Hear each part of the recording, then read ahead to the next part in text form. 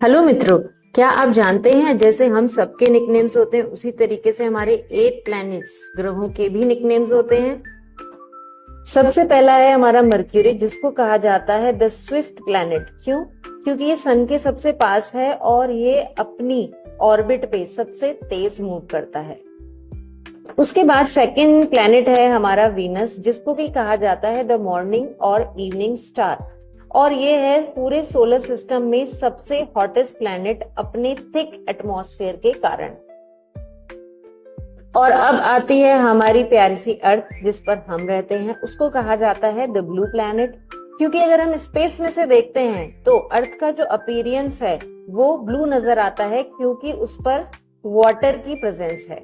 Fourth planet है हमारा Mars, जिसको कि कहा जाता है द रेड प्लैनेट, क्योंकि इसकी अपीयरेंस है रेडिश कलर की due to presence of iron oxide rust. अब हम बात करते हैं हमारे फिफ्थ प्लैनेट की, जुपिटर की, जिसका नाम है द जायंट प्लैनेट और द गैस जायंट।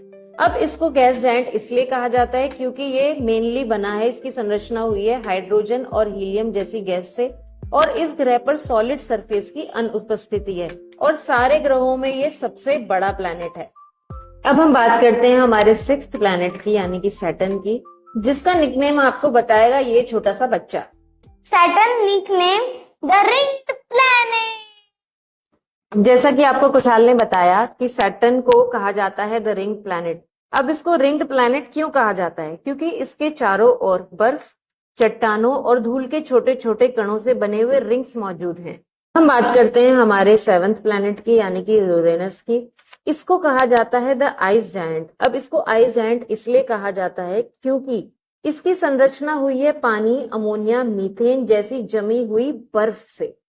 अब हम बात करते हैं हमारे 8th प्लैनेट की, यानी कि नेपच्यून की। इसको कहा जाता है द विंडी प्लैनेट, क्योंकि पूरे सोलर सिस्टम में जितने भी प्लैनेट्स हैं उसमें सबसे तेजी से हवा का बहाव इस प्लैनेट पर है।